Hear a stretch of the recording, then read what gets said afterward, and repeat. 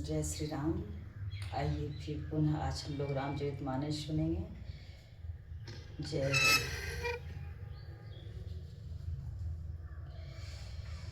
दीन दयाल बिरद संभारी, हरहु नाथ मम संकट भारी। मैं जाना तुम्हारे गुण शीला, कहूँ सुनहु अब रघुपति लीला। सुनु मुनि आजु समागम तोरे, कही न जाई जस सुख मन मोरे। मैंने तुम्हारा गुण और शील जान लिया, अब मैं श्री रघुनाथ जी के लीला कहता हूँ। सुनो हे मुनि, सुनो। आज तुम्हारे मिलने से मेरे मन में जो आनंद हुआ वह कहा नहीं जा सकता। रामचरित अति अमित मुनीसा, कही न सकई सत कोटि अहिसा। यद्यपि यथा श्रुत कहु बखानी, सुमेरि गिरापति प्रभु धनु पानी। हे मुनीश्वर, रामचरित अत्यंत अपार है। 100 करोड़ शेष जी भी उसे नहीं कह सकते।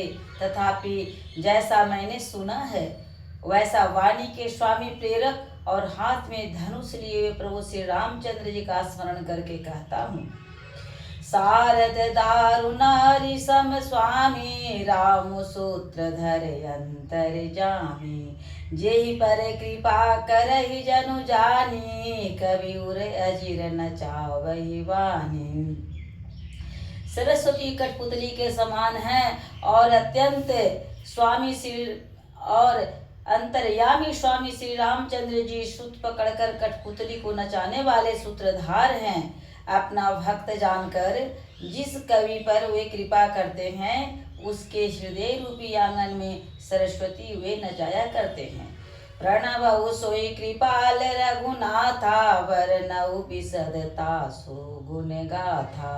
परम रम्य गिरिवर कैलासो, सदा जहाँ शिव उमा निवासो।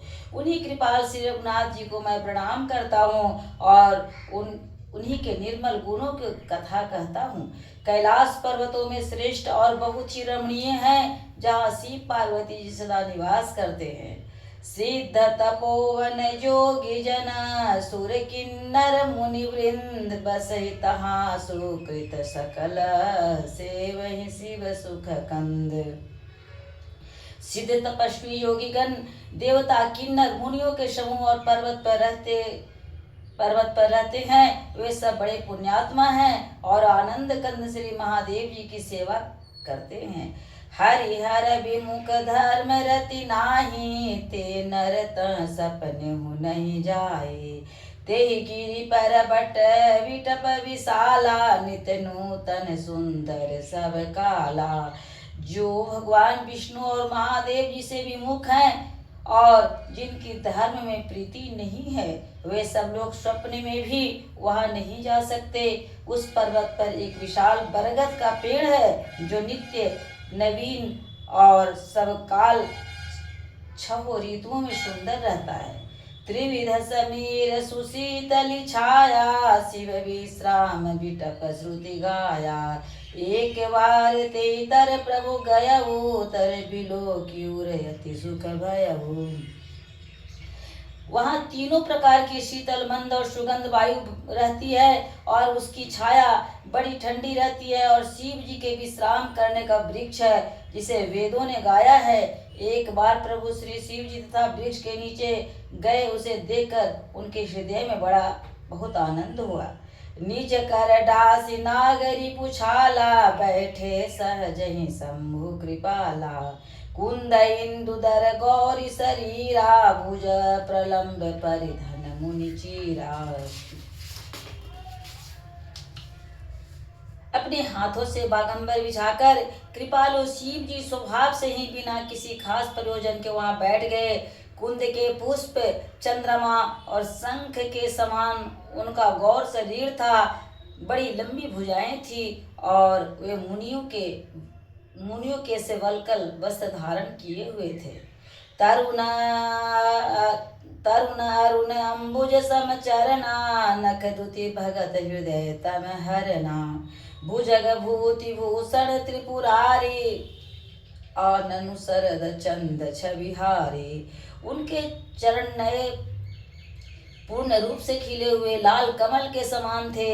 नखों की ज्योति भक्तों की हृदय का अंधकार हरने वाली थी। सांप और भस्म ही उनके भूषण थे और उन त्रिपुरासुर के शत्रु शिव जी का मुख शरद पूर्णिमा के चंद्रमा की शोभा को भी हरने वाली फीकी करने वाला था।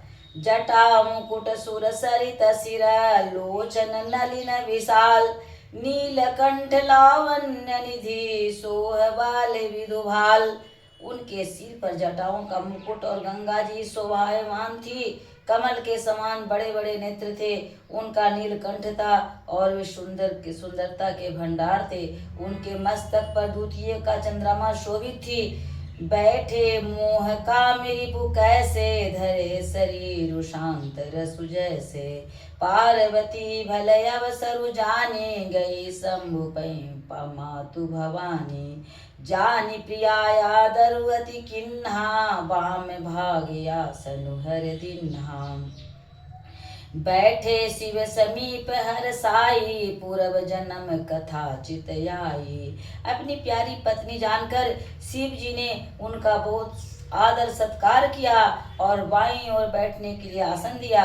पार्वती जी प्रसन्न होकर शिव जी के पास बैठ गई। उन्हें पिछले जन्म की कथा स्मरण हो आई। पति हेतु अधिक अनुमानी बिहसी उमा बोली प्रियवानी। कथा जो सकल लोक हितकारी सोई पूछन चह शैल कुमारी। स्वामी के हृदय में अपने ऊपर पहले की अपेक्षा अधिक प्रेम समझकर पार्वती जी हंसकर प्रिय वचन बोली। याज्ञवल्क्य जी कहते हैं कि जो कथा सब लोगों का हित करने वाला है उसे ही पार्वती जी पूछना चाहती हैं। विश्वनाथ मम नाथ पुरारी त्रिभुवन महिमा विदित तुम्हारी।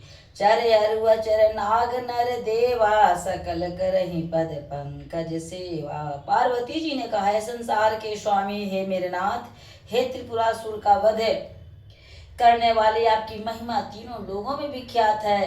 चर अचर नाग मनुष्य और देवता सभी आपके चरण कमलों की सेवा करते हैं।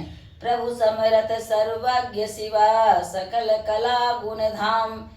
जोग ज्ञान वैराग्य निधि प्रणत कल्पतरु नाम। हे प्रभु, आप समर्थ सर्वज्ञ और कल्याण स्वरूप हैं। सब कलाओं और गुणों के निधान है और जोग ज्ञान और वैराग्य के भंडार हैं। आपका नाम शरणागतों के लिए कल्प वृक्ष है। बोलिए प्रेम से सियावर राजा रामचंद्र की जय, उमापति महादेव की जय। अब माता पार्वती भगवान भोलेनाथ से प्रभु श्री रामचंद्र जी की कथा जानना चाह रहे हैं। अब जो है सो कि कल हम लोग सुनेंगे शंकर भगवान के द्वारा माँ भगवान श्री रामचंद्र जी की कथा। जय हो।